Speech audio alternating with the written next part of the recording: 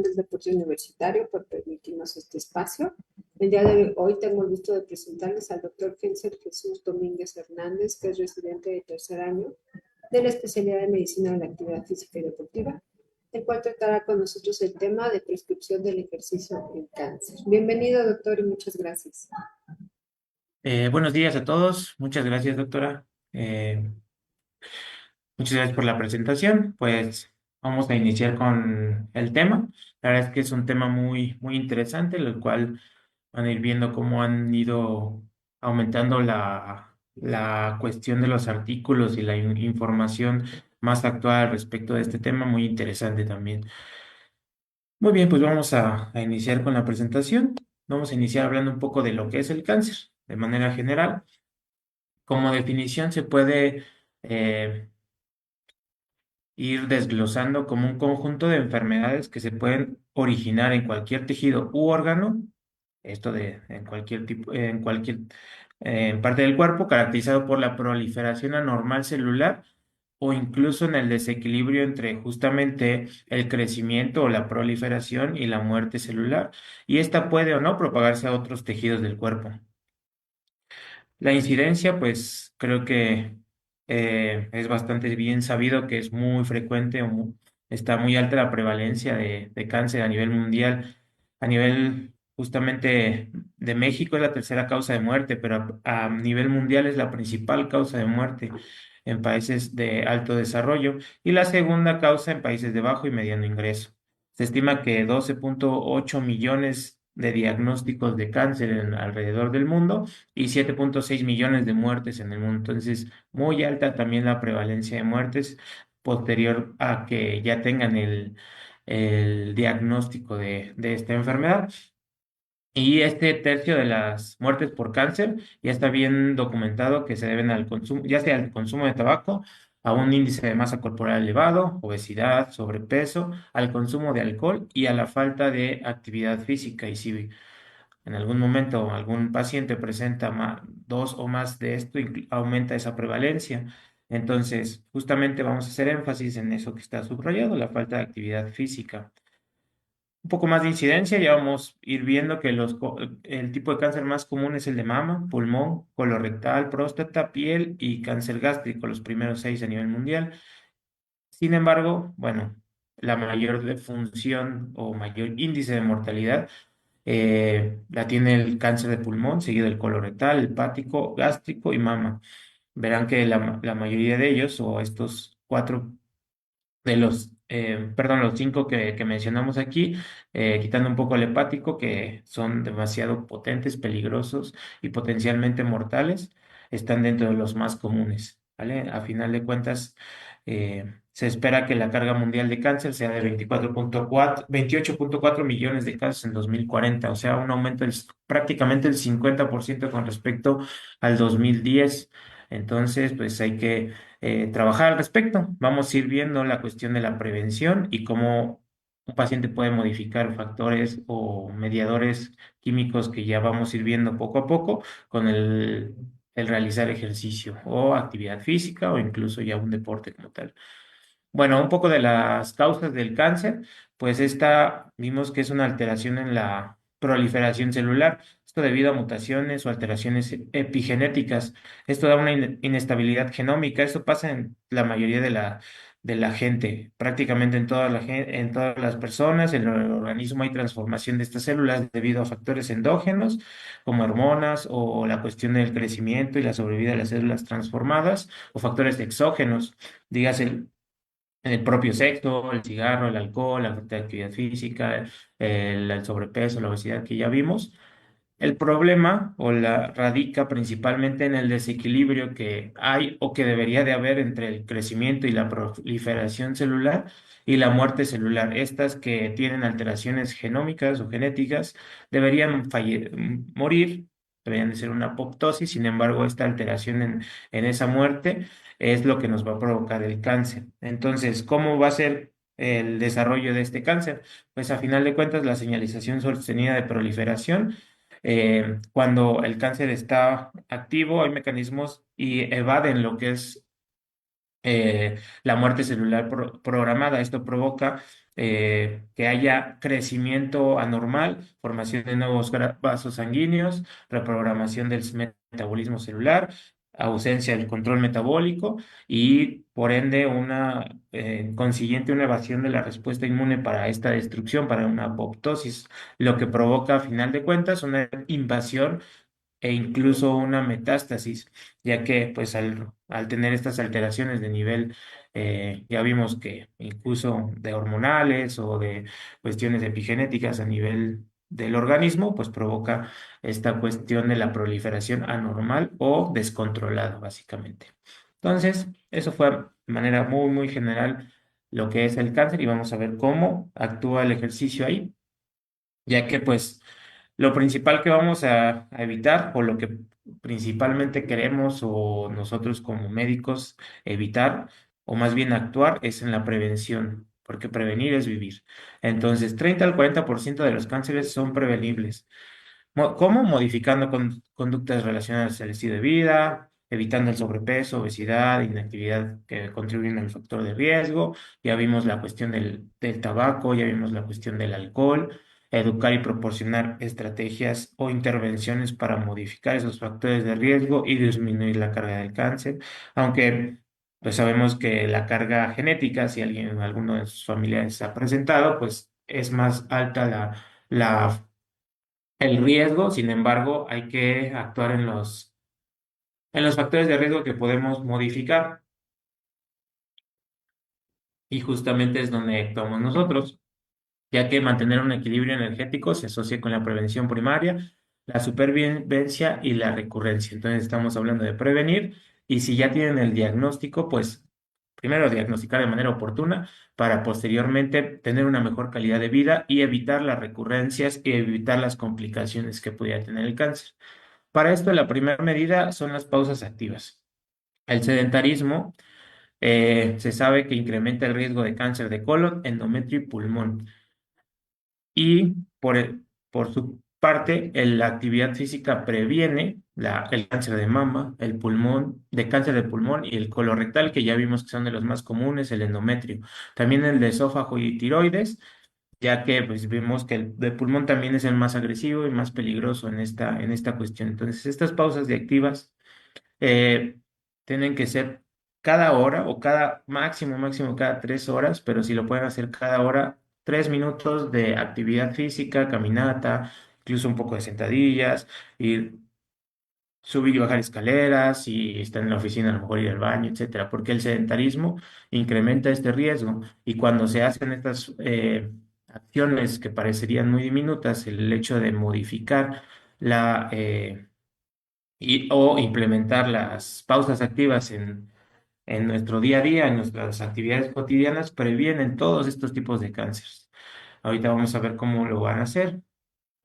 Entonces, este es otro estudio que ya tiene bastante tiempo, pero me gusta porque nos dice incluso que la dosis respuesta, pues obviamente a mayores reducciones del riesgo es el riesgo de cáncer. Actividades físicas recreativas, hasta un 21%, las domésticas, incluso el hecho de estar barriendo, trapeando, recogiendo cosas, el hecho de estar en constante movimiento, hasta un 21%, y la cuestión ocupacional, 18%.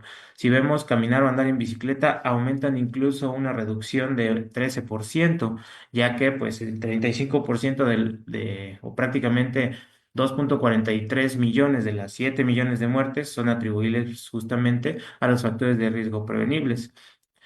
Este es otro estudio, este es más reciente, del año pasado, en marzo de 2024, en donde asocian, si ven aquí en esta escala, no sé si ven mi láser, aquí en esta parte, en la eje de las YES, vemos la mortalidad por 10.000 adultos por año y en el eje de las YES vemos los pasos por día que deben de estar haciendo. Entonces, entre menos pasos que den, 2.000, pues mayor es la mortalidad, el índice de mortalidad por una causa cardiovascular. Si lo ponemos en el cáncer, si bien no hay tanto riesgo o tanta mortalidad o tanto índice de mortalidad, aún así es demasiado que entre 4 y prácticamente 5 del índice de mortalidad por 1.000 adultos por año, o cuando hacen 2.000 pasos por día. Entre más pasos den, pues obviamente este riesgo va a ir disminuyendo en la cuestión del cáncer. Esto involucra más la cuestión cardiovascular, sin embargo, aquí hacen la asociación entre los pasos diarios que se hacen y la mortalidad justamente en adultos por este tipo de causas. Entonces, es muy importante la cuestión de mantenernos activos en el día. Este es otro artículo muy bonito también, en el de junio del 2023, en donde nos dice que los efectos del ejercicio en el cáncer van a incrementar, dependiendo cada tipo de cáncer, obviamente, el riesgo de la incidencia, de la recurrencia, de la muerte por el tipo de cáncer, por las complicaciones que da el cáncer, en cáncer de mama, en cáncer colorectal, endometrio y páncreas, son los que donde más hay estudios y los efectos que dan la incidencia, el pronóstico y la mortalidad de este cáncer. También hay en la cuestión de la disminución de incidencia en tiroides, esófago, un adenocarcinoma, la cuestión de la vesícula biliar, el riñón, el hígado. Sin embargo, estos, los de arriba, son los que más han arrojado estudios, más bien resultados dentro de los estudios que se van haciendo. ¿Y cómo lo va a proteger? Pues bueno, hay diferentes mecanismos de cómo se va a prevenir el cáncer. Mejora el metabolismo de la glucosa y la sensibilidad a la insulina, que debido a la obesidad, diabetes e incluso prediabetes o resistencia a los carbohidratos o la sensibilidad resistencia más bien a la insulina, pues todo eso es un factor de riesgo. También regula los factores de crecimiento celular. ah, Disminuye el exceso de andrógenos y estrógenos, que son las hormonas principales que pudieran dar el factor de riesgo hacia el cáncer, y reduce las citocinas proinflamatorias. Esto a su vez hace que mejore el sistema inmune y mejora la cuestión de la apoptosis o la muerte celular programada, y esto hace el equilibrio que justamente buscábamos al principio de la plática. Y también si le añadimos a que el riesgo empeora con la cuestión de la edad, también hay efectos que por sí solos, por el envejecimiento, aumentan la resistencia a la insulina. Entonces, el ejercicio combate contra eso. El sistema inmune está disminuido, la capacidad para detectar y eliminar errores celulares están disminuidos. El ejercicio contrarresta toda esta capacidad. La funcionalidad mitocondrial y la disminución en la capacidad inmunológica están disminuidos por la cuestión del envejecimiento. Si le añadimos a los factores de riesgo que ya vimos, todo eso se va sumando para dar el resultado. Entonces, lo que vemos aquí en esta imagen es cómo los efectos del ejercicio van a contrarrestar los efectos que hay tanto por envejecimiento como las cuestiones hormonales y genéticas que se tienen para, específicamente hablando, la cuestión del cáncer. Entonces, veíamos hace rato en la diapositiva, hace varias diapositivas, que la dosis es, bueno, más bien el ejercicio es dosis respuesta. La actividad física de moderada y vigorosa, pues dependiendo de esa intensidad, va a haber la diferencia de porcentaje o incluso de reducción de riesgo para presentarlo. Entonces, vamos a ver que también el tiempo, el volumen de 2 a 3 horas semana disminuye un 7% añadido a la actividad, ya sea moderada o vigorosa que se haga en esas 2 a 3 horas semana. Si es de 3,5 a 4,5 horas semana, aumenta hasta el 14%. Y si es de 4,5 a 5,5 horas semana, 26, y así sucesivamente. Ya conforme avanza, pues la reducción, si vamos viendo, ya en magnitud no es tan elevada. Sin embargo, pues obviamente quien no quisiera agregar esos porcentajes a disminuir la progresión o la presencia de cáncer en el organismo.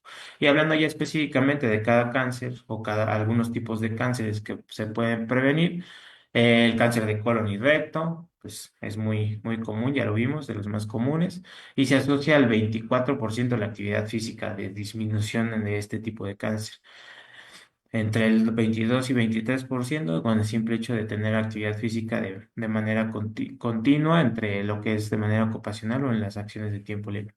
El cáncer de páncreas se asocia la actividad física o el ejercicio a una disminución del 28%, y un ejercicio de manera moderada es 21%.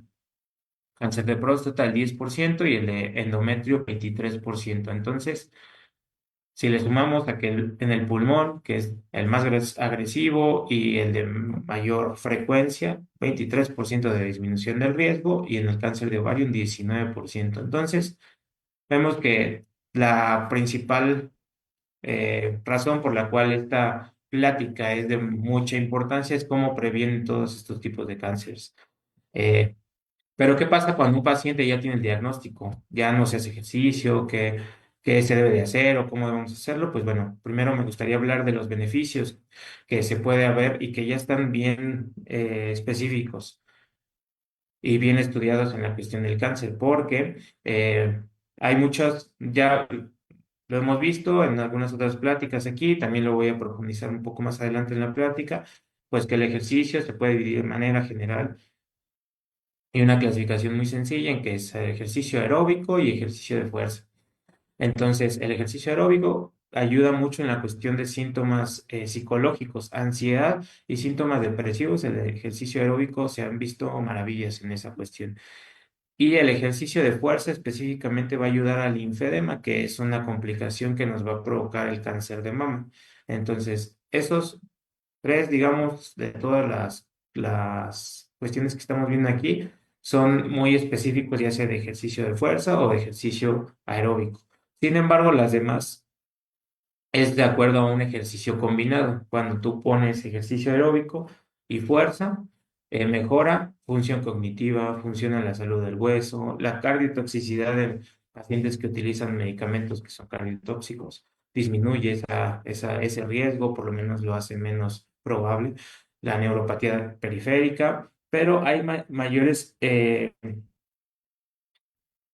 estudios en donde nos marca que cuando están expuestos a quimioterapias, la fatiga por secundaria a la quimioterapia es menor, el dolor es menor, la calidad del sueño mejora, la tolerancia a este tratamiento de las quimioterapias es mejor, disminuyen las náuseas, hay menos riesgo de caída, mejora la función física, la independencia de los pacientes y su calidad de vida en general mejora. Son, digamos, efectos o beneficios cualitativos que a final de cuentas también nos tenemos que centrar en los pacientes que ya padecen este diagnóstico, porque bueno, la ansiedad y la fatiga es lo principal, o al menos lo que más comúnmente se presenta. Entonces, una sesión de ejercicio aeróbico de intensidad moderada 3 veces a la semana, durante 12 semanas, o 2 veces por semana combinado con ejercicio aeróbico y de fuerza durante 6 a 12 meses, disminuye en magnitud demasiado lo que es la ansiedad a los pacientes que ya presentan este estudio. También hay varios estudios que nos marcan la cuestión de la fatiga, que es una de las más estudiadas también, porque dentro del tratamiento no farmacológico, el ejercicio tiene el mayor beneficio, específicamente hablando de la fatiga. Y esto se rompe el círculo vicioso de que estoy cansado, tengo mucha fatiga, secundaria los tratamientos, secundaria el diagnóstico, secundaria el dolor. Entonces ya no hago nada en casa, entonces se sigue manteniendo esa fatiga por la cuestión de no hacer actividades o, sí, más que nada actividad física o e incluso un ejercicio. Programas de entrenamiento que duran al menos 12 semanas. Ya se ha visto que el ejercicio aeróbico de intensidad moderada 3 veces a la semana disminuye el riesgo de fatiga y disminuye la fatiga central de los pacientes. Y el entrenamiento, cuando lo combinan con fuerza, hay estudios que específicamente en el cáncer de próstata disminuye, que ya vimos todos los demás. Y en sesiones mayores de 30 minutos es donde se ha visto estudios de mayor relevancia para disminuir la fatiga, aunque se pueden hacer estrategias, justamente no hacer 30 minutos continuos. Si bien esto dice la bibliografía, idealmente hay que llegar a esa meta, no hay que llegarla de manera continua, de manera de un día para otro, pero sí hay que tener en consideración eso que nos marca como meta. Entonces, ¿qué se necesita para que un paciente inicie algún programa? Pues pueden hacer los pacientes para iniciar ejercicio incluso aeróbico de baja intensidad, dígase caminar, que es, o andar en bici, pero muy leve.